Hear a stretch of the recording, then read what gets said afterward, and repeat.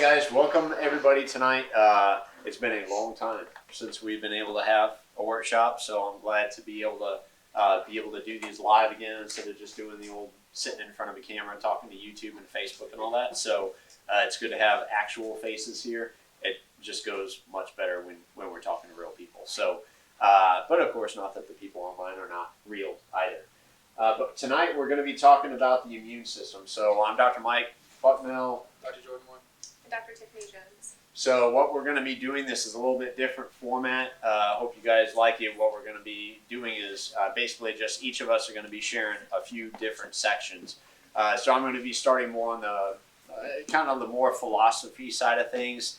And then Dr. Jordan will be covering more on the sciencey end of things. And then Dr. Tiffany will be covering on the functional parts, you know, the things that you can do, the action steps right away. So we're going to be rotating out as we go. All right, so the big point with this, okay, is that science, you know, we hear all this stuff constantly, right? That the science is the science, and, you know, we put science up on a pedestal. Like, science is all-knowing, you know, and has all the answers, and that if we just listen to science, we'll be okay, right? You know, we even see that happening on the public stage now. You know, it's like, well, you know, I don't know if, I'm not bumping anybody, but, you know, one of the first things that was said by the new president is, you know, that I'm going to be the president that follows the science, right?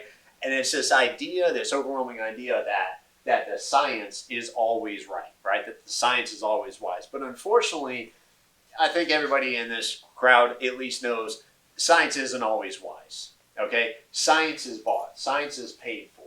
You know, you can basically make just about anything you want be said one way or the other if you have enough money, right? So, meaning that if you want to prove that a drug works, you know, then you pay the astronomical amounts of money that it takes to prove that those drugs work. We call those clinical trials and all of that, right? And then once they get the FDA approval, then the drug goes on the market. But look at who does the studies, right? Who are the ones that are doing the studies?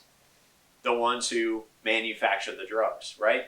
So on that case, on that point, you can make the science basically say whatever you want to with many ways of finagling. So we're going to cover some of that stuff tonight, all right? Who in here knows who this is? Atlas, very good, right? So this is one of those classic statues of, it's basically, the idea here is that Atlas is holding up the world waiting for Hercules, right? And so the point of this, the reason why I chose this image has to do with the immune system. Can anybody kind of figure out that perspective of where I'm going there? It's a tough one, right? Okay, so here's the idea.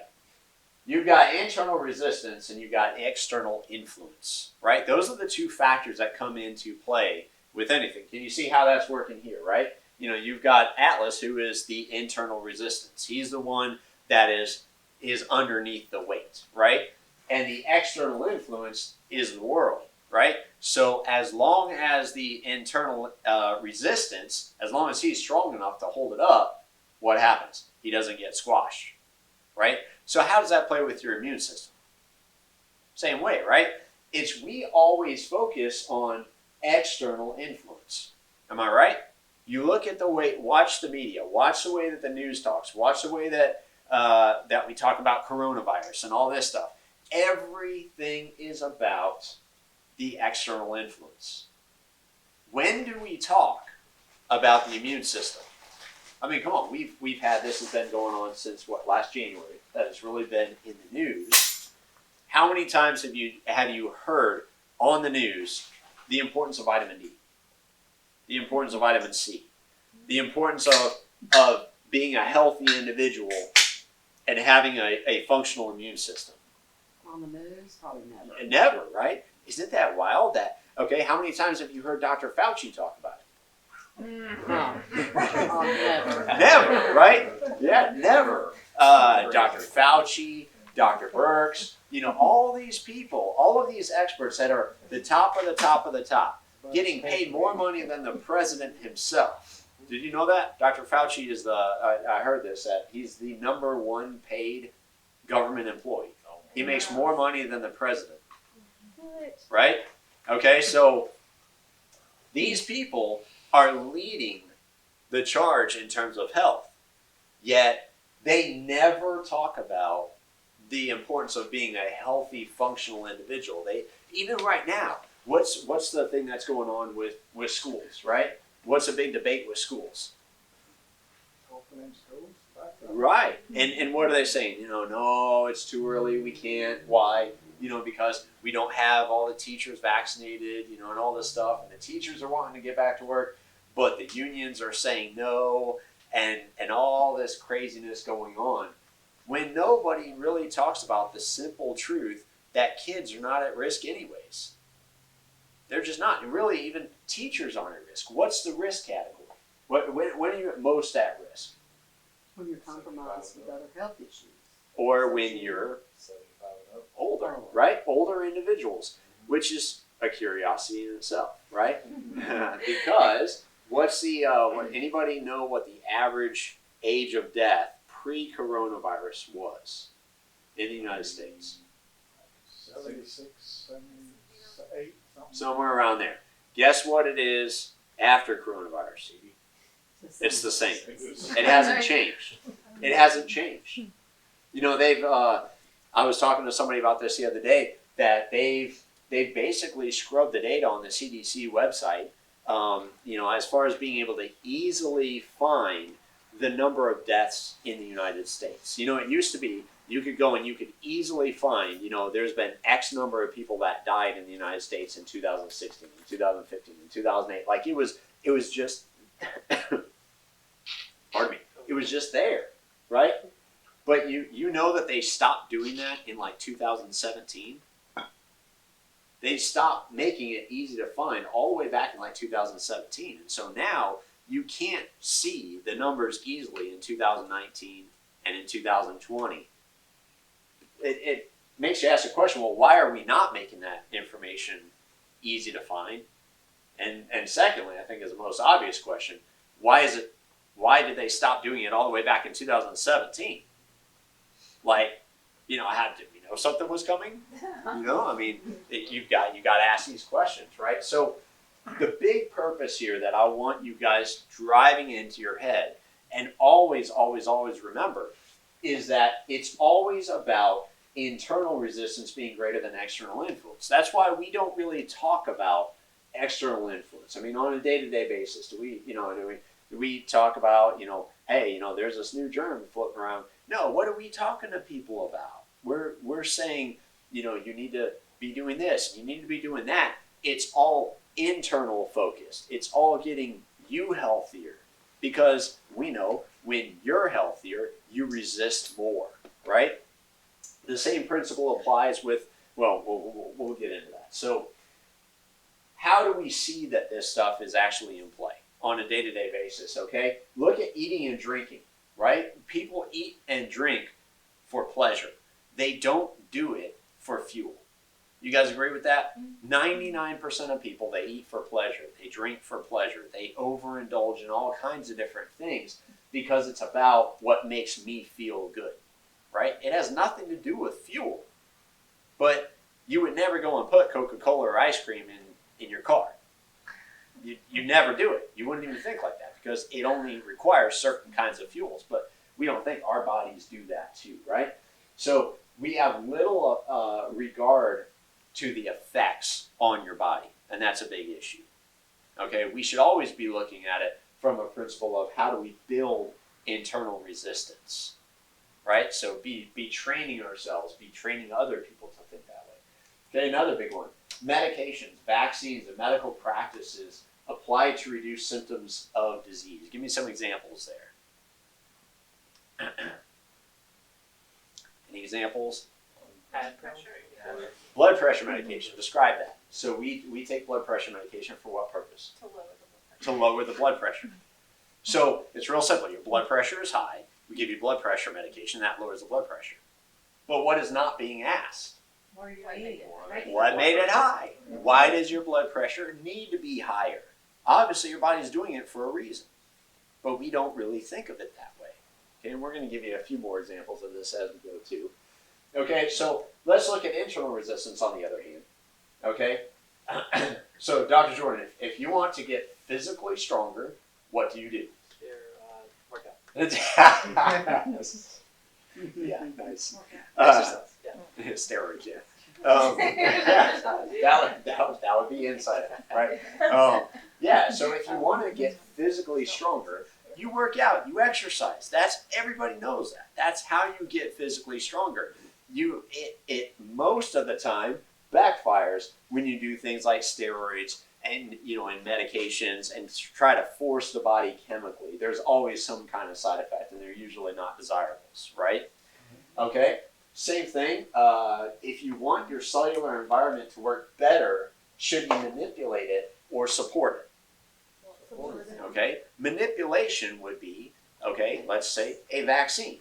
We're trying to force the body to create an immunological effect, to where it causes the body to stir immunity, right? To where, we give you a little bit of something with the idea that now your body will create a response to it and make you more resistant to that outside influence.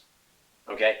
But oftentimes that comes at costs because you're adding in all these other ingredients and all these other, now we don't even have to think about ingredients now. Now we have to think about technologies, like this coronavirus vaccine being an mRNA vaccine as opposed to what most people know as a vaccine. So it's a whole new ballgame now. Now you're in genetic territory. So, we shouldn't be trying to constantly manipulate the body to do what we want it to do. We should be supporting it so that it can do what it needs to do, right? Because who's smarter, your body or a doctor? Okay, let's rephrase that. What's smarter, your body or science? It's still your body. Yep, the human body makes science look good. That's really what it comes down to. Your science is only as successful as the body is able to heal itself. Okay, but one of the quotes on the walls up there, it says that the job of the doctor is to humor the patient while the body heals itself. Absolutely true, right? So, and that's, I think that's what's unique about chiropractic is we're the only ones that actually acknowledge it. It's like yes, don't give us the credit. It's your body that's the thing that's actually healing it, right? Our job is simple, we just move the bone. So, okay, symptoms, friend or foe. It's just disturbing, isn't it? Yes, it is. See, but at least we're at the point now where they say don't put masks on infants.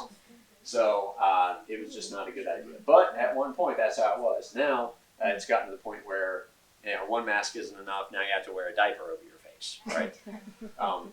They keep getting thicker. So here's a question: do infants need to be taught how to cough? Isn't that amazing? So if coughing is a disease process, why does an infant know how to do it innately? Or a dog? Or a cat? Right? You ever see a cat cough up a hairball? Anybody ever train your cat to do that? You'd probably like to train them not to.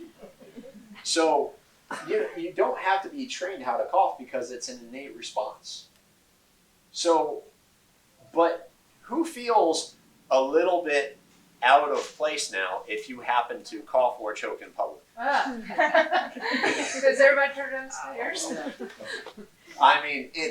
It's funny how a perfectly normal response has become almost the equivalent of modern day burning someone at the stake. It's really quite wild. Okay, so we don't have to be taught how to cough. This is a normal physiological response, and it's a healthy response. If you need to expel stuff from your lungs, that's how you do it. Now, is it nice to cough right in somebody's face? No, I think everybody agrees with that. Is it nice to cough and go out in public when you're actually sick? It never was, right? Now, I think most people probably did more than they do now and not even think about it. I'll admit there were plenty of times that I went to work sick, and you just didn't think about it. Nobody thought about it, because we all know most people are healthy and you can cough on 20 people and maybe one of them is going to get sick, and it's the one that's That's immunocompromised, right? So, but the point is we look at these things now like you're healthy, but you're still a threat, and that's a problem. Because if you're healthy, we really shouldn't be worried about anything.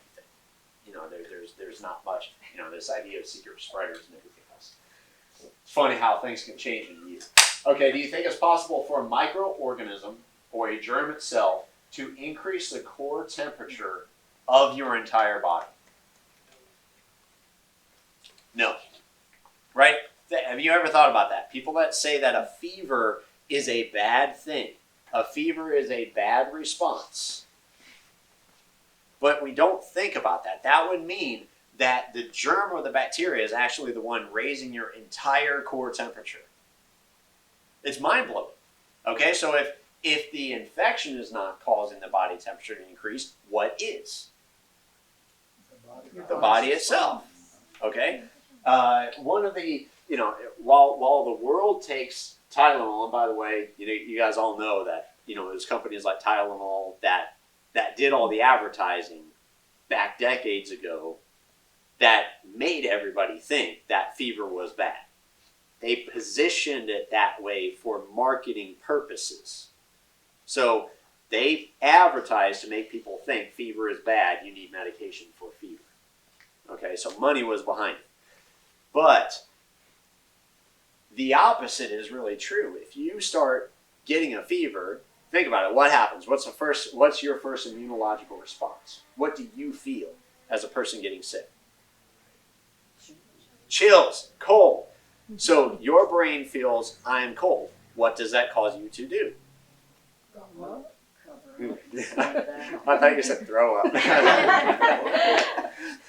So yeah, it causes you to want to cover up. So you go and you get more clothes on you, wrap yourself in blankets and stuff. Now when you wrap yourself in blankets and your body still says, I'm cold, it causes you to bundle up even more. Now because you're wrapped up in all these blankets, what happens to your temperature? It goes up. So what are you actually doing? You're assisting the fever. And so now think, why would your body do that? Because do bacteria and germs replicate easy in a high temperature environment? No, they don't. Right? They don't. They actually, it's think about dropping bacteria into perfect example. If you want to sterilize a container, what do? Boil You put boiled water in there, right? And it sterilizes the container. So same thing.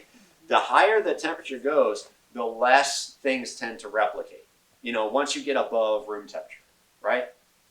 But it goes beyond that. Here's where it gets really cool is when you raise your body temperature, your body releases calcium ions from your bones. And so as it releases calcium ions, those actually causes the macrophages to go into action. That's basically a trigger for the macrophage. What are the macrophages? They're the things that go and chew up the bacteria and viruses. So when you take Tylenol to lower your temperature, you're actually inhibiting calcium ion production, which means you're shutting down your immune system response. So do you get sicker or healthier? Sicker and longer. Yep. So if you just listen to your body, this is a trick that we've done for a long time, and I know it sounds crazy, right? But if you go home and you listen to your body and you wrap up and you bundle up as much as you can, and you just we literally say, let it burn.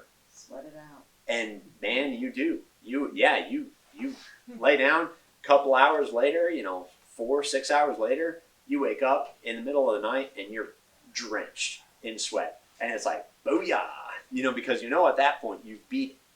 And so once you break that fever, game over, and so a lot of times when you get sick now, it's like 4 hours, 6 hours, 8 hours, 12 hours maybe. It's very rare that you stay sick longer than that, where, most people when they get sick and they take medications, fever-reducing medications, it's 5 to 7 days, right? I mean, you're sick a long time. So this is a big one. We've got to think, what are these responses? I will say, before I knew of you guys, back in like 2014, 15, come from a medical background, that anytime I knew about the flu, it was like a week or 2 weeks, really, really sick. And then I'm here talking to you, and one of the baristas next door, 2 days, you know, and they're back to work feeling completely normal. I'm like, that's crazy. That's insane. So it was really unheard of from my perspective before meeting you guys. Yep, it's wild, you know. So, I mean, Sarah, you've been a patient a while, you know, as a kid, you know, and you probably saw that too, you know, in just a few hours, you know, and you're better again. I mean, I think most people in here have had an experience like that. So, we have to listen to those, you know, the neurology of our body, you know, the normal physiology, and think what's going on. Okay, do you normally feel better or worse after vomiting? It's a funny question, right? That's a good one. Better, I guess. Yeah. Usually, Yeah. That's a good point. Yeah. There is no better feeling. alcohol. Yeah. Yeah, and I think, you know, for most cases, whether sick or not sick, you feel better after you vomit. Why would that be? Because vomiting is the body's natural means of expelling. It's getting rid of something, right? It's trying to get it out. So naturally, when your body tries to get it out and it gets it out, isn't it amazing how, who in here has had food poisoning before? Okay, have you ever had that where you just feel absolutely horrendous? And you know, I mean, it's classic food poisoning, like just, it's all stomach. You don't have a fever, nothing else. But then you throw up and it's gone in like 5 minutes. Like you feel completely normal, like literally minutes later. Anybody ever have that experience other than me? Not a few minutes. Okay. Well, I've had that plenty of times in my life, and it's always amazing how it's been a while. It's been a while, but you know, it's just wild how quickly your body can recognize that it's gone. You know, whatever it was trying to get rid of, it gets rid of it, and it immediately goes back to like feeling normal. It's mind blowing. You know how you think from a communication level, what's going on in the gut to be able to communicate those signals to your brain and say, okay, all good, coast clear, and you just go back to normal like that. That is wild. Okay, what's another thing, kind of like vomiting, that your body is trying to expel? Diarrhea, right? Okay, so aside from vomiting, what's the other first line of defense for flushing undesirables? Okay, so sometimes you go out one end, sometimes you go out the other. It's just, I guess it just depends on what the quickest escape route is. But your body is going to get rid of the things that it doesn't want in place, and when it does, that's a good thing. You know, so let's say you use you know, chemical or physical plugs to keep that from happening. Would that be a good plan? Not at all. Not at all. You know, on the other hand, what are some natural things you might do? Like, what kind of physical plug? I think you fixed that.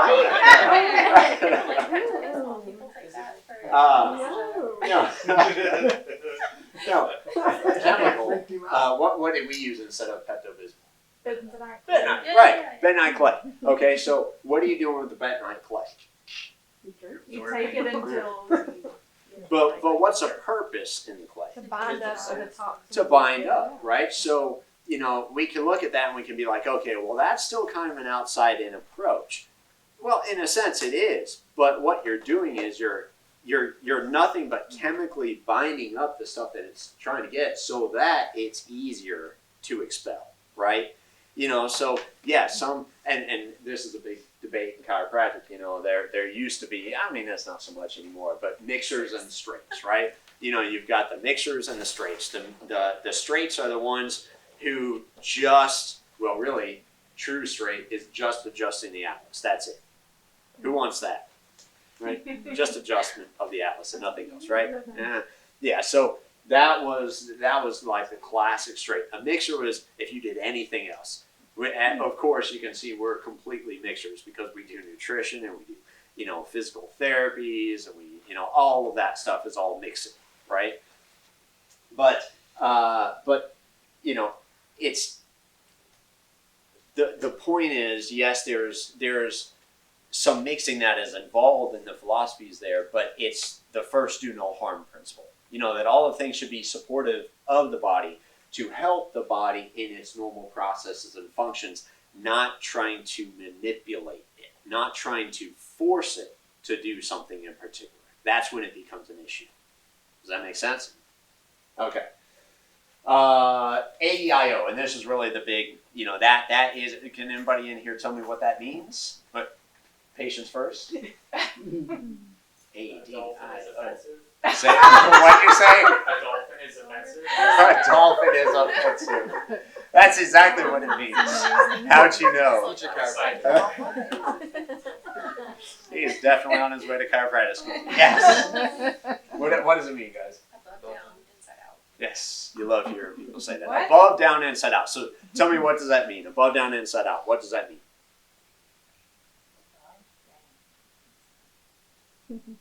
Doctors? Means that healing happens from above, down, inside out. Right. So, And describe that in a little bit more detail. How does that happen? The brain. Brain, right? Above brain, what's down? Spinal cord, nerves, right? So it's above, down, inside, out. Make sense? Ooh, isn't that fun chiropractic stuff? Okay, who's this guy? Don't say me. why are you pointing at me? Probably a Because you Palmer. call me old. Oh. I'm not black and white old. So who is that? Probably a Palmer. Yes. Which Palmer? BJ. Yes. BJ Palmer. What's he doing? An atlas adjustment, right? Because he's a straight. Okay. So really, he wasn't. He was a mixer. I hate to say it. He absolutely was a mixer. He was all of it. Yeah. X-rays, corrective care. He did all this. Like he would love what we do. Honestly, he would love it. He would hate what some others call it chiropractic. But he would love what we do.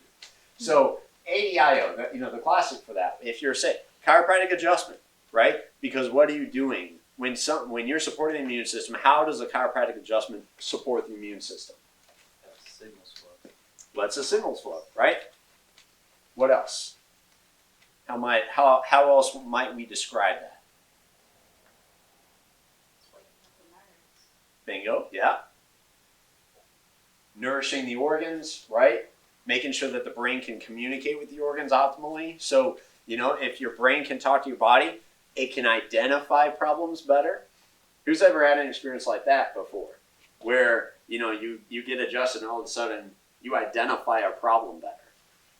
Okay? Many people have been able to see that. They're like, well, I didn't even know that was going on there, and all of a sudden I've had patients that, classic example, they kind of feel bad, but not really. They just kind of feel off. They get adjusted and they go home, and what happens? Boom, they get sick. Like they get a high fever, right? The sick is the fever. Now, why in the world would you get adjusted? Man, the chiropractor got me sick. I was perfectly fine, and then I had a massive fever afterwards. Why would that be? Because the nervous system identified the problem, and it did what? It responded, right, by kicking up the fever in the body. It's incredible, right? So chiropractic adjustment, vitamin D. How is that ADIO, above, down, inside, out? Because vitamin D is a hormone within the body that supports the immune system. It actually activates the immune system. So yes, that's outside in. Most of us take a pill, but do you have to? No, you can go out in the sun, right? Peak of summer, right? What do you guys not want to do? Do not, whatever the cost, do not go to the beaches. We need to close the beaches. Close the beaches, people, because there's people there, right? You're out there on your paddleboard in the middle of water, go get that guy. We need to find him and send him home. You cannot get sunlight. That would be bad, right? No, sunlight is where you get vitamin D from. And that activates the immune system. So yes, you might get it by taking a capsule, but the whole purpose is to support the immune system and boost immune function, right? Okay, vitamin C, how does that boost immune function? All kinds of ways, right? Everybody knows vitamin C, this is basic fundamental. It shuts down and viral infections. Rest, sleep, these things we know are important. Silver solution. Now, this is definitely an outside in, right? I mean, silver isn't natural in the body. But how might this be an ADIO approach? Why do we use it? Because it doesn't injure the body, right? It doesn't accumulate, it doesn't injure the body. However, if you have an infection that your body is obviously not dealing with very well because it's clear enough that you have symptoms, then by using silver, you're inhibiting that infection long enough for what to happen? That the immune system can turn the tide and start to get you well again. Okay, so it is supportive, but the big idea there is first do no harm. Use the things that are not harmful to the body, like an antibiotic. That is funny because most of the time it's for virals anyways, and do antibiotics help viruses? Not one bit. So why do we do it? Because the job of the doctor is to humor the patient while the body heals itself. That's why we do it. Okay, it's an easy way out. Antiviral herbs and foods. This is another one, good one too. Who in here has used Supervirgo before? Right? I am sad to tell you that the company is closing. Yep. Another, I guess you could say coronavirus casualty, but it's kind of backwards because they're just tired. They've actually increased in business because of all this, but they're getting nothing else done. So they decided that it's got to go. So they tried to sell it. They couldn't find anybody to take it over and do the right thing. So they've just decided, unless someone comes along that will do the right thing, we're just not going to. We're not going to continue. So, Mine? unfortunately, get your Supervirgo now. That's kind of the big thing. All right. So at this point, I'm going to hand it over to Dr. Jordan. He's going to continue on. Is this mine? Yeah. Yeah, it's not mine. All right, guys. Dr. Jordan, as I said earlier, I'm going to get a little bit more into the technical side of things. He touched on macrophages earlier, and we'll get there. I want to compare, though, first of all, the body to a castle in this example. The castle has several lines of defense, and we have a wall, we have a moat, we have the climate of the area, and there's invaders coming in to try to get into the castle. And in this example, the invaders are pathogens, which means a causer. Pathos is disease, and genes is formation. So, an entity that forms disease. So, with the wall of this castle, we're going to compare it to things like our skin, the more physical barriers against disease, mucosal membranes. You have actually a lower pH of the skin. It's more acidic. It's like a 4.5 or a 5. And then you have the stomach acid, which is really, really low, about 3. The hydrochloric acid in the stomach. All these things prevent infections. You have the moat. You can use the hydrochloric acid for the water in the moat, or lysozyme in tears. Every little part of the body externally helps prevent against diseases. One lesser known topic as well is the biome of the skin. So we actually have a sort of domestic flora covering the skin that prevents infection as well. And like the castle, if we have a breach in one of the walls, we're going to have, let's say, like a big cut in the arm, and pathogens get in and start, trying to invade the body and infect the body. What's our response? So, 2 types of responses here. We have a innate immune system, and then we have a specific or acquired immune system. And with the innate immune system, we have the castle wall, the moat, the climate, everything about the physical barriers preventing infection, as well as right under the skin, we have floating in the blood and interstitial fluid, we have the macrophages that Dr. Mike had talked about for a second. These are responsible for recognizing and consuming the bacteria, and then dissolving it and pretty much saying what's done is done. Everything's back to normal or homeostasis. If there's too many of these invading pathogens, if they're replicating faster than our body can take care of them, we have the macrophages. We'll call them the people guarding the walls, right? They're up on the walls protecting. We also have another cell called a dendritic cell.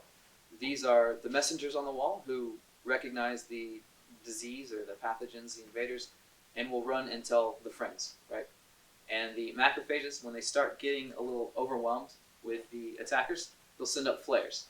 and these are called cytokines.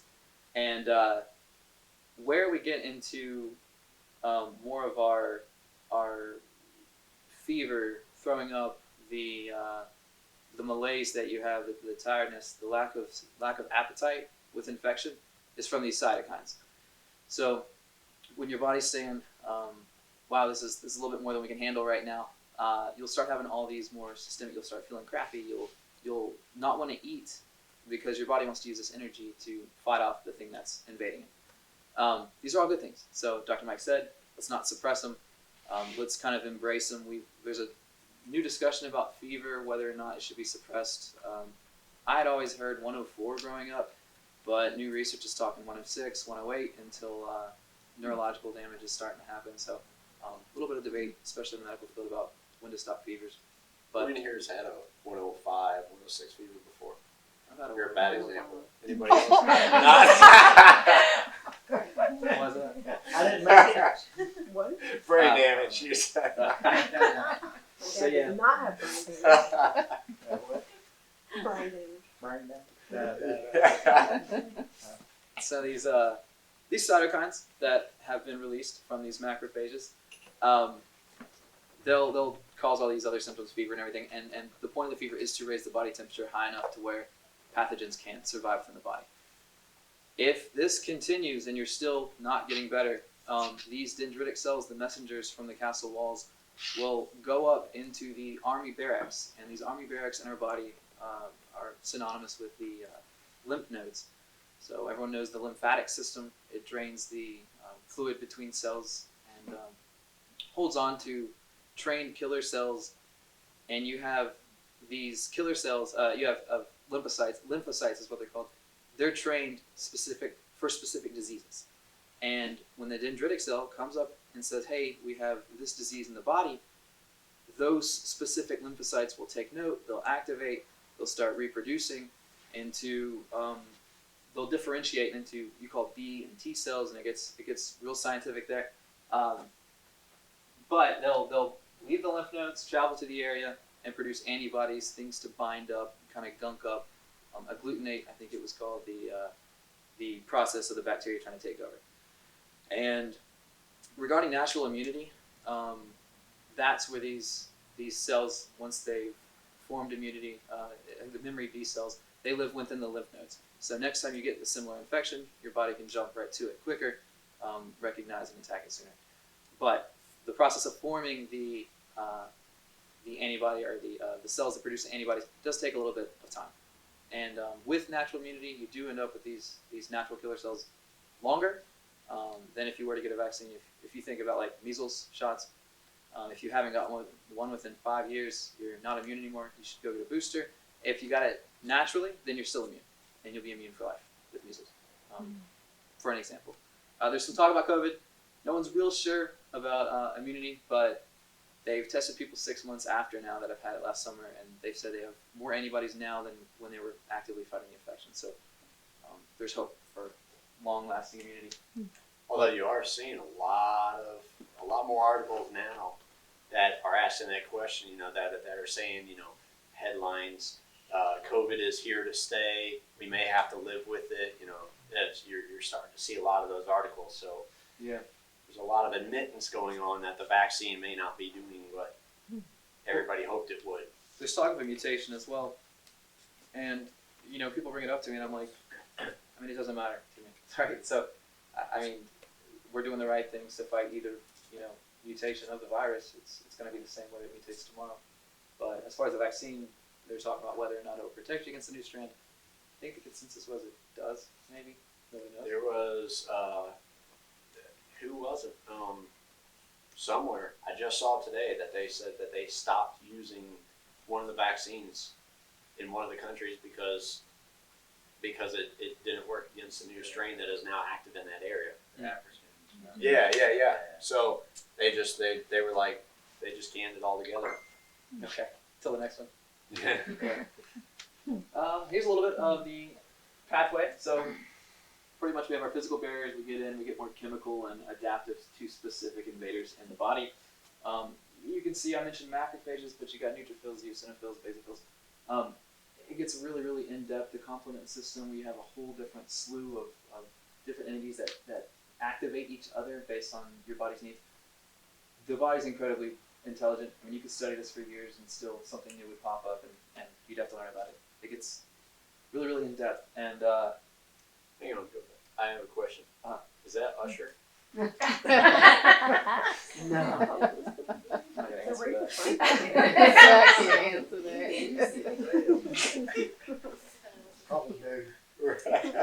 All right, so tonsils and appendices, plural for appendix. So there's been a lot of talk that these organs are not needed in the body. They're vestigial organs or rudimentary, like the people that we've evolved from. They used them, but now we don't. Recent research is coming out saying that we actually do need these organs more than we thought. Regarding tonsils, you have two sets of three, like lingual tonsils, they're palatine tonsils, and they sometimes are needed to be taken out, but we do take them out a lot more than necessary. It's pretty common for children to get tonsils taken out of tonsil stones or common strep infections. What should be addressed more or before actually taking out the tonsils should be encouraging the flora in the mouth. Everyone we have tons of flora in the mouth. To not allow the bad bacteria, usually strep pyogens, to overcome and take over and kind of create a dwelling within the back of the mouth. So it does come down to a lot of hygiene, a lot of consumption of proper foods that strep doesn't like to thrive on before actually taking out the tonsils. Now, if it's an emergency, it's an emergency. Absolutely, take them out. But a lot of times, parents don't know to be a little bit more cautious because later on in life it can affect the child. So pretty much giant lymph organs that recognize disease and help also prevent disease from reaching down further into the alimentary canal or the esophagus and stomach. It's another one of those physical barriers that can also at the same time contribute to the acquired immunity, where they recognize and help the body get ready later on down the road for the pathogen. So start producing those cells to fight a specific disease. Same thing with the appendix. So a lot of people form stones in their appendix. If it's spasming, appendicitis, absolutely get that thing out of there. But you should take care of it. It has been now researched to show that it's a housing unit for good bacteria. So anytime you have a disease that really devastates your gut biome, which is 80% of your immune system anyway, they're talking about the appendix actually works kind of like a syringe and just will pump the good bacteria to kind of give you a head start into the right direction for the gut biome again. And gut biome is incredibly important. A lot of amino acids that are good for brain health, dopamine production, things like that are actually formed in the gut biome. So I'm sure if we keep eating glyphosate and things that kill gut bacteria, we'll see increased depression, things like that. But so don't get your appendix taken out today. Or, take care of that thing. You kind of touched on that, but I want to make sure everybody got that the tonsils neurologically identify what is coming in, right? So you put something in your mouth, your tonsils are actually neurologically bridged to be able to tell the brain what is happening and identify as it goes in, so it can start making downstream adjustments, right? So think about that. If you don't have your tonsils, what happens? We don't get the alert. Right. It's like having a military line. Going back to the castle, and you took out all the watchers. All the guards on the towers. There's nobody there now. So what happens? Not good in any regard. So we do have to be careful. And this study I did have here in the middle, it's I believe it's 1.2 million test subjects, and they were studied before the age of 9. They were tracking them. They looked back at medical data on 1.2 million Danish citizens, and anyone who lost their tonsils before 9 was compared to those who didn't, the control group.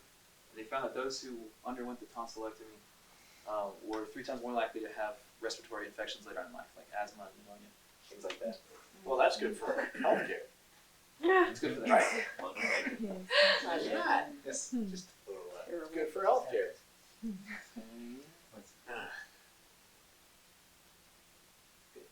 these are some studies. You can see there's doing research as late as last month, January 11th. So they're still learning a ton about the tonsils, and to me, it's almost like taking out, I don't know, a lung, or like it has more use than what we think. And this goes to show you that the fact that we're still studying, we are still learning about these organs that we're just removing in children that we don't, 100% have to. Like I said, sometimes you have to, but in a lot of cases, parents will opt out for it just because it's the normal thing in society. But also, they're using children's tonsils to test viruses, which is good, so they can see that there's immune reactions from putting these viruses on the tonsils. The tonsil's not even in the body, as long as given a medium where they can still live semi. They're responding to viruses, even COVID. They put COVID on the tonsils and they reacted to COVID. So, yeah, if you got your tonsils, good. If you don't, sorry. But also, there was one more. So this was 2007, a little older, but we haven't quite adapted to it in the medical, or not us, the medical, but the medical community. You'll hear people still say the appendix has no use, but in 2007, they found in biofilms that the vermiform appendix, vermiform just means worm-shaped, but it does have an apparent function. So imagine that the body keeps an organ that has a function. And, It ain't just stuff, guys. that's it. You can get online, and there's tons of research about the thymus as well. It's another organ where they think after puberty, it's just a bunch of white blood cells. But yeah, there's tons of recent research coming out about these organs. But that's it for me. Dr. Tiffany's got to get where to go from here and how to improve his lifestyle. Thanks, guys. So again, I'm Dr. Tiffany, and we are going to talk about what we need to do and how what we do affects our immunity. So the first things first, if you are still smoking after a year-long global pandemic of a respiratory illness, stop right now. Right now. That just, smoking, it damages your lung tissue. It damages your cardiovascular system. It increases the chances of respiratory illnesses. There's just no excuse at this point to ever be smoking again. Just don't do it. Highly processed foods and stress, apparently. But so highly processed foods, they're designed to taste good and have a long shelf life. But they're actually less nutritious than anything else you could eat, and they create inflammation within your system. When your body is fighting that systemic inflammation, it can't fight everything else. So your immune system's going to be depressed. And then high and consistent levels of stress and anxiety, high cortisol, bad sleep. Again, you're dealing with systemic issues that can't allow your body to do the things it should. And then a sedentary lifestyle, same thing, that is heart disease, inflammation, poor sleep. You're not using the building blocks to make your body work like it should. So they depress multiple body systems, including your immune system. When your immune system is depressed, your susceptibility to illness is increased. Let me be devil's advocate right there. So if I'm not in a high-risk category of COVID, then why should I not smoke? Because it still damages your body. Otherwise, It's bad for you. just don't Take do my it. word for it. You know, That's why I cough. Yeah. I smoked too long. I yeah. quit 30 years Yeah. ago. And I don't smokers smoke. I just figured I'd ask a question. smokers Because somebody might. I'll testify.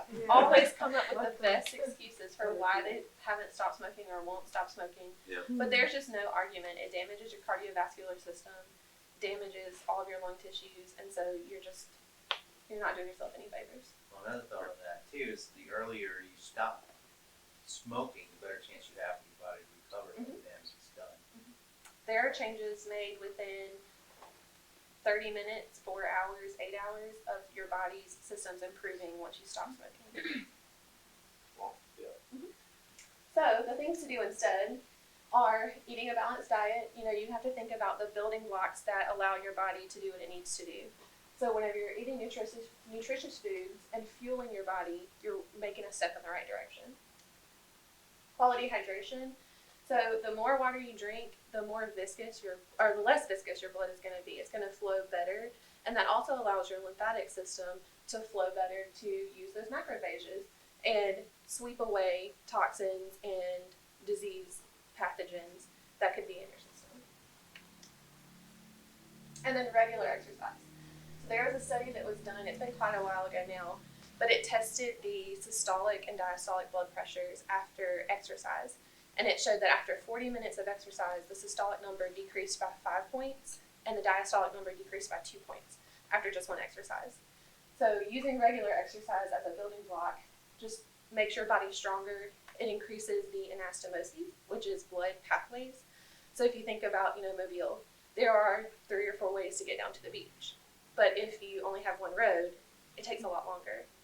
So if you have all of the ways to get down there, you can get down there quicker and more people can get down there. It's the same way with your blood. And then it also, decreases stress. It allows you to sleep better. So there are a lot of mental health benefits to regular exercise as well. And then sleep. Sleep quality is affected by a lot of stuff, even down to caffeine intake, your sleep schedule. So you get your most restorative sleep between 10 and 2 p.m. 10 p.m. and 2 p.m. Decaf still has caffeine, Yes. by the way. It does. So you get your most restorative sleep between 10 p.m. and 2 a.m. And when you're on a sleeping schedule, you sleep better as well. Wait, didn't you say that again about the time? 10 p.m. 2 a.m. is when you get your most restorative sleep. And we can talk more about it. So ultimately, when the sun goes down, you should be getting ready for bed. Our artificial lighting keeps us awake, and that triggers cortisol release in the system. So if you ever notice, when you stay up later and later, you get that second rush of energy. That's your body releasing cortisol, because our bodies were designed to function that we go to sleep when the sun goes down. But if you're not going to sleep when the sun goes down, your body says, okay, I'm probably being chased by a bear. I need to stay up. And it releases cortisol, because your body doesn't know. Yeah. Your body doesn't know the difference between our stressors today. Like, what was I stressed about today, given this workshop? But my body can't tell the difference in that versus I almost got hit by a car, because it's not that intuitive in the sense of determining what stressor is more important. Does that make sense? Yeah. And then mental health awareness. So whenever stress and anxiety are increased, you have a whole lot of hormone cascades that happen and affect the way your immune system functions. Basically, you have to think about it like, if your body's too busy focused on one thing, it can't focus on the other things. And so you have to do things like taking a walk, because it'll decrease your blood pressure. So chiropractic comes into the immune system, like Dr. Mike kind of said the whole thing earlier, but think of your body like a safety pin. Whenever your safety pin is closed, the signals can travel from brain to body and back. But whenever your safety pin is open and you're not adjusted, it can't communicate like it should.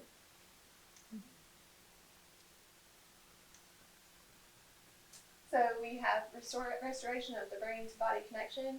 That means your body is functioning better during times of health, so that if you do encounter a pathogen or something that can make you sick, you can just fight it off and you never even know you were sick. So then adjustments have been shown in research to increase IgG and IgM, and also decrease inflammatory cytokines. So the cytokines, like Dr. Jordan talked about, that create the fever response and other responses of the immune system. So this helps while you're sick to boost your immune function and get you well quicker. And we skipped one. It's my first time, guys. You're doing great. Oh no. There was a really good point there. Oh, go back. Make it work. IgG and IgM. I'm glad you asked that. Yeah, those are immunoglobulins. So they, you have different ones for different issues. And there you go. So think of it as a weakness. I'm just gonna put that down. Think of your body as if it has like a weakness meter or a scale. If you have more tipping the scale towards sickness, so you don't exercise, you still smoke cigarettes, which you should not be doing, you eat poorly, you don't sleep, your scale is tipped toward illness. Yeah. But if you're doing all the right things to keep that level of illness down, your body's not going to be overworked whenever you encounter a pathogen. basically do all the right things. And it's not about being perfect. I joke about that. You know, keep an 80-20 principle in your life. You know, if you're doing 80% of the right things 80% of the time, you shouldn't have to worry about whenever you slip up and do the wrong things, or you don't sleep long enough, you play video games all night. You don't have to worry about that affecting your health. Yeah, it couldn't be this. They definitely get 8 hours of sleep a night. So anyway, but I want to invite all our guests tonight. You get to sign up for a free consult with one of the doctors for being here tonight. But other than that, if anyone has any questions. Just with the water intake, so I read like a bunch of articles. Some saying that a gallon is good, and others saying like it depends on your body weight. So what do y'all recommend? So we will give you different answers. The The common number is half your body weight in ounces, but that for a lot of people is not sustainable. And really, you can intuitively listen to your body. And if you're thirsty, drink water. If you're going to drink something, drink water. The quality is more important than Mhm. the amount, per se. So you don't want to get like, you want to drink deionized, that'll pull elements from your body, nutrients from your body, and like purified, I've heard does the same thing. But it's also hard to find a decent spring water, you know, that's not contained. Like, you don't want to mess anything. But yeah, the quality matters a lot. No matter what Bear Grylls says, don't drink your urine. Drink That's the a you moral of the need to, story. you need to add electrolytes. only Fiji responsibly. Don't drink your If pee. you are getting enough of those things in your diet, you really shouldn't have to. If you're doing strenuous exercise, like, you know, heavy sweat exercises, you might need to. Can you talk about nutrition of the tonsils? You talked about. Yeah. I mean, what do you should My- you feed your kid to have a healthy tonsil? Yeah, so my baseline would be staying away from anything with glyphosate that was produced conventionally. So soy, they make Roundup Ready soy, right? So Roundup is the chemical they spray. It kills absolutely everything, but they inserted a gene into soy to where it resists this chemical. The soy still takes it up, it's still in the plant, but the plant doesn't die. And we eat tons of soy. And soy lecithin is in everything. And it's used in a lot of preservative food and crackers and snacks and things like that. But it will kill the flora. That's good for us. It won't hurt our body, but it'll kill the bacteria that we need. And if we're constantly bombarding and killing those bacteria and eating too many sugar, juices, artificial sweeteners, things like that in the mouth of the kid as well, you're giving like strep pyogens what it needs to thrive. And being the wife of a dentist, you know, too much sugar between the teeth and things, bacteria eats it, and then the acid, you know, causes the plaquing and the corrosion.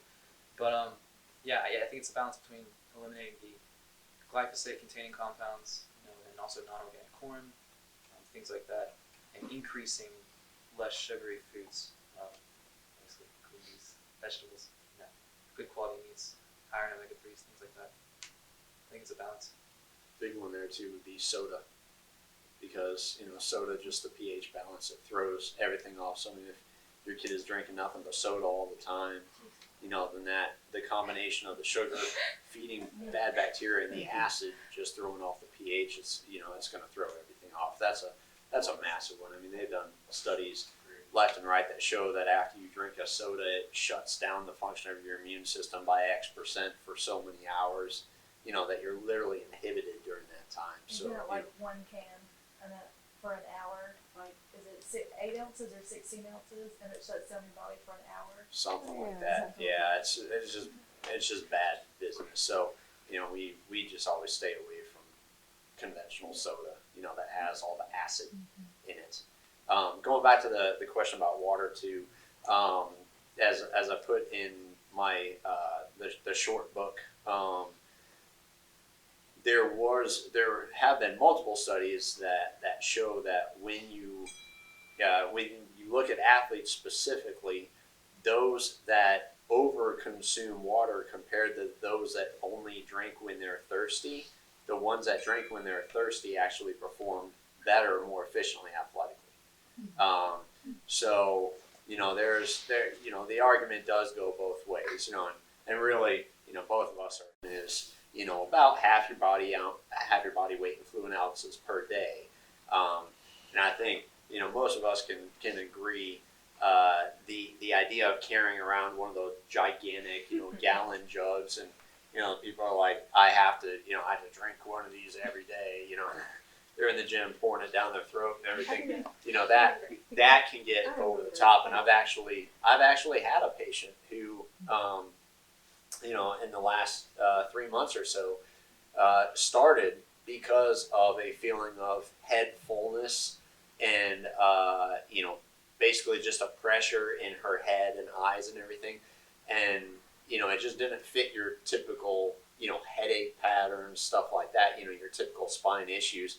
And, after a couple of weeks, finally ended up pulling it out that she was in the understanding that she was supposed to drink X amount of water. So she was literally carrying around a jug and just guzzling all day long.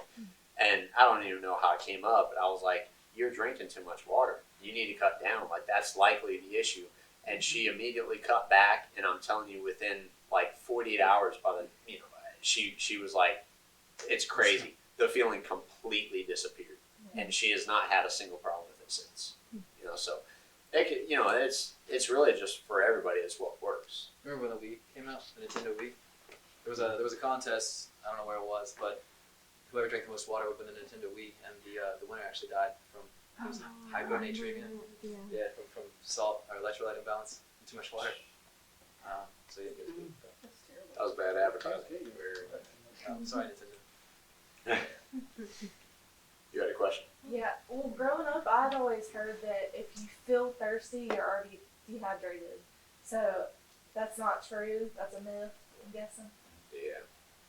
For the most part. I mean, it's, there is truth to it, but, I'm not, what we're not saying is you should not drink until you feel thirsty. You know what I mean? That's kind of the upside down of what we're saying is, it's just, listen to your body and, don't be slamming down gallons of water when you're not thirsty. Same thing, you shouldn't be completely parched before you allow yourself to drink something. So if you listen to your body and you're like, you get that initial little, I'm thirsty, drink something, you're thirsty. And most people can just kind of regulate how much they drink in a day. And I mean, there's arguments all over the place of, does coffee count? Does tea count? My argument with that has always been, your body breaks down everything that you put into it, into its basic components. So if you eat lettuce, it's going to break it down into its basic components. If you drink coffee, it's going to break it down into its basic components. H2O is H2O. Tea, whatever it is. Even sodas, your body is going to take. I mean, obviously, people that drink nothing but soda don't dehydrate. Why? Because their body is still pulling the H2O out of the only source of liquid they have, which is Diet Coke, right? It's still getting water out of it. So the problem is with, the physiological effects of those additives. So yes, coffee can, or caffeine in particular, can cause you to, urinate more. Overactive bladder, stuff like that. But that doesn't affect everybody that way. So it's just, listen to your body. That's the key. The body knows best, period. Any other questions? If you try to get to sleep and you can't get it. I tried, it just don't work. Camping always Dr. works. Jordan says go camping. Vaccine or no vaccine? Let's answer that one first. And then, then I'll throw my coffee cup down. Finish it first. Go ahead, sleep. Sleep? Anyone? What if you can't sleep? That was a question. So I recommend a lot of technology detoxes to people. It seems that we stay on our phones and screens until we are in the bed, and even then still have our phones and screens in our hands. So turning off technology, 2 hours, 3 hours before bed. Exercise is going to be a big one because you're expending energy and then you're actually tired. And then, getting time outside, like Dr. Jordan said. If I'm ever like having a real bad issue, I'll go camping in a weekend. And like last time I went camping, I mean I've been going to bed at midnight, like every night. Last time I went camping 2 weeks ago, went to bed at 6:30. Woke up at 6:30. I get sundown. There's nothing to do, so your body will feel tired when it's time to go to bed. Or you could have made a fire or whatever. But resetting your circadian rhythm, it works for me camping. So buy a tent, go in your backyard. Right. But I would get like an inflatable mattress. Things like that. Don't sit on the ground. Yeah. But spend a lot of time outside sometimes. When sundown hits, you will get tired. I'm going to ask you an uncomfortable question, everybody. How many of you have a TV in your bedroom? Terrible idea. Well, we I got do, one. but That's- we don't ever turn it on. It's not for me. It's for my husband. Yeah. I hate having TVs in the bedroom. Like the whole idea of it, it's it's just it's a form of entertainment that's unnecessary in the bedroom. It's if you want to watch TV, go out in the living room. But you see a lot of people that have problems with that. That they sit up in bed and watch TV for 2 hours. And so of course when you're laying there in your bed, the place where you're supposed to be sleeping, and yet you're filling yourself and stimulating yourself, that's confusing to the nerve system. I mean, you got to think your brain is associating these two things together, and so it's just really bad training. So that's a rule of thumb. A lot of We've times. always had get the TV out of the bedroom. I was gonna say that they Yeah. probably Absolutely. Yeah, not the forward mid posture. Just had someone like last week from that. That from having a head like that, thoracic vertebra pop, posterior. Think they're having a heart attack. It's like no, it's because they're like it. You don't put some strain on it, you can't do adjustments. So Yeah, absolutely. Yeah. So vaccine. Get a question. Vaccine or no vaccine? I mean, for me, it's plain and simple. No way. To each their own. I mean, and here's why I say that. Because some people may have offense to me saying, you can do what you want to do, but the reality is we want that both ways, right? I don't want, and I know a lot of people don't want to be forced to take the vaccine in order to fly on an airplane or go to a concert or go to a baseball game. We don't want to be forced to have to, but on that same note, I've got to respect the fact that other people may want to, and they're willing to take that risk. For me, no way. It's number one, not in risk category, right? I mean, we know based on the data, we're not in risk category anyway, so we're not really worried about. Okay, well, what about the whole idea that we might be a risk to our grandparents, or something like that. But there's studies on that factor that say, well, you're really not. You're not really a secondary exposure, and we all know too. You have to be sick, actually sick, to be a risk to someone else. So the smart thing to do would be if I'm having symptoms, I just stay away from my grandparents and those that might be sensitive. Or since you don't know who might be sensitive and who's not, don't go to Home Depot when you're full-fledged sick. It's just, these things should just be common sense. And if we just operated in common sense, none of this stuff would be an issue. But that's the problem. It's common sense has been sold. It was sold for billions and billions of dollars. And when they've got, you look at the billions of dollars that they've got on the line with these vaccines, you remember in the 2008 financial crisis, they said, these companies are too big to fail, right? The banks are too big to fail. So what happens? We got to bail them out because they're too big to fail. And if we let them fail, it's gonna crush the entire economy. Well, guys, that's how this is. The whole campaign is too big to fail. If they fail, then they've lost billions of dollars that the government has already. Governments, and that's just the U.S. I mean, every other government out there has also dumped billions of dollars into this, all because of the medical monopoly and what they have a grip hold. So, it's too big to fail. They won't let it fail. At any cost, it won't. Yeah, we talked about. I mean, we have this conversation. I think every time we have a webinar a lot. The theory is good. Expose yourself to a weakened virus, an attenuated virus, and your body will build immunity, from inside out, right? But a lot of these, well, all of the vaccines have adjuvants added to weaken the immune system, so you have a heightened response afterwards. And a lot of these adjuvants just don't make sense to put them in there. And then the cleanliness of these vaccines, there was a study I read last year that compared 52 different vaccines that they give to children as well as veterinary vaccines. And every one of the vaccines in humans had compounds that weren't listed on the insert. The animal vaccines were actually cleaner. And then there was another one as well for MMR, and they were the control group that they compared the MMR shot to. So you have your variable, or you should have your group that you give an MMR shot to, and then your group that you give nothing to. Or if you're doing a double blind, inject nothing, or save them. They were injecting the adjuvants only without the MMR part, which is the deadly part. And then they had similar symptoms. They were like, the MMR shot doesn't cause symptoms, but it was everything else in the shot. So it's just the fishiness, the studies, and we read a report last November or October about vaccinated versus non-vaccinated children.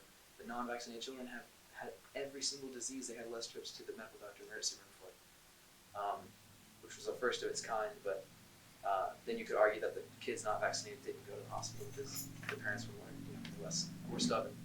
It's just And that doctor lost his license the medical doctor lost his license for making a for study publishing this study. because it would sway public opinion away from vaccines. Yeah. So Yeah. just the shadiness. I have two brothers who are pharmacists. One's not getting the shot. One is, and the one who is a peacekeeper, so he doesn't want to get yelled at. But I don't know. Half the medical communities one way. Which plan?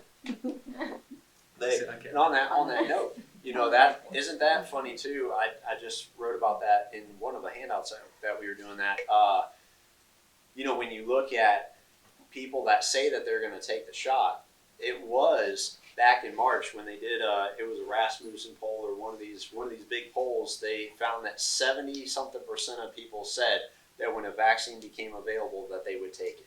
Okay, well they just redid that poll here recently, and that number dropped to 51%. Okay, so they're panicking because they've lost 20%. 1 out of every 5 people that said before that they'd be a customer are now not a customer. Okay, if you were General Motors and 1 out of 5 people who said they were going to buy a Chevy now say they're going to buy a Ford, what are you doing? You're freaking out, right? You're trying to figure out what to do to change the direction of the situation because you're losing customers. Okay, and a lot of those are medical personnel. Medical personnel are right in the mix of that. They're saying, I don't trust it. 50% are saying, I don't trust it. I'm not getting it. I have patients that have said, my medical doctor told me, nope, don't get it. I'm not getting it. So it's kind of interesting because yes, it's a make or break. I think it's it's a too big to fail situation, but it really could go either way. They could either win because they've got more money than any of us can ever imagine to push the agenda, or that pressure could continue and get so ridiculous beyond what you think is ridiculous right now, but get so ridiculous that they continue to push more and more and more people away until it doesn't matter how much money you throw at it, it's a sink ship, and they're not going to win it. And at that point, it could change the entire story behind it, and billions of dollars could be gone just like that, and we could move on to the next, what I don't even know what would be next, but it's a big lift. And then you have to keep in mind too that vaccine manufacturers are not held liable for any injury caused to anyone of any age. So if you are injured, you get to apply to the vaccine injury court, and you may win a settlement that comes off of a tax off of every vaccine administered.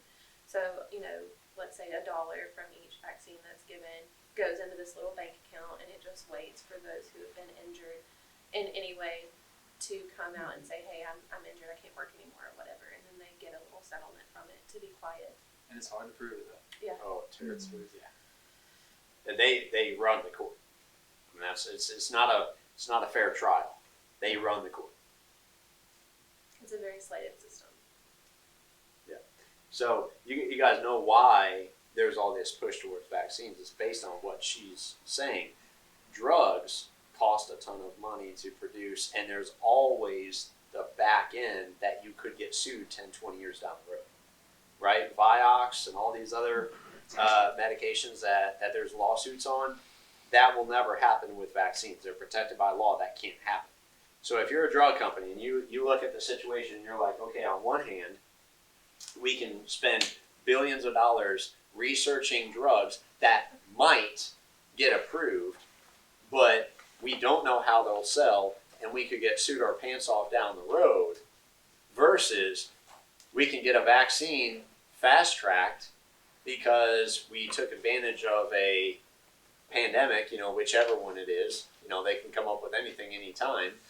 So there's a pandemic. I mean, think about it, Zika, Ebola, coronavirus, you name, all these other ones that have come up in just the last 10 years, swine flu, bird flu, right? They're all in the same category. All they have to do is respond to something like that, create a new vaccine, and you have a market that you got fast-tracked. You didn't have to, the governments paid the money. The drug companies didn't even have to, right? Governments paid the money for them to create it, and they don't ever have to pay a lawsuit on the back end. As a drug company, you'd be dumb to continue to produce drugs. So therefore, vaccines are the future of healthcare from a monetary standpoint. So, any other questions? Do you think we will all be kind of forced, in a sense, to have to do that? Because there's I an adult hear- schedule on the way. Huh? They've talked about an adult schedule for vaccine and boosters. really? For us, yeah. You have in a video this week that children by the age of 9 months have more vaccines than I've had by the age of 18. So, there's talks and there's suggestions of an adult schedule as well. So I think maybe, yeah, I think Alabama would be one of the. Can you be forced though? We'd like to say no. That this is the U.S., but as long as businesses are privately run, and they continue that rhetoric of public safety, nothing's secure. You keeping your guns isn't secure. And that's in the Constitution, right? So, it just comes down to who's writing the laws. And that's a scary thing. Jay, you had a question? Not a question, but on YouTube right now they're posting ads about like a medical ID, like scanning system, like tests your temperature, your current temperature, all of the vaccines that you have, basically like a medical ID, everything. Mm-hmm. And you like at your workplace, you go in, you scan your phone, get a temperature. They're selling those right now.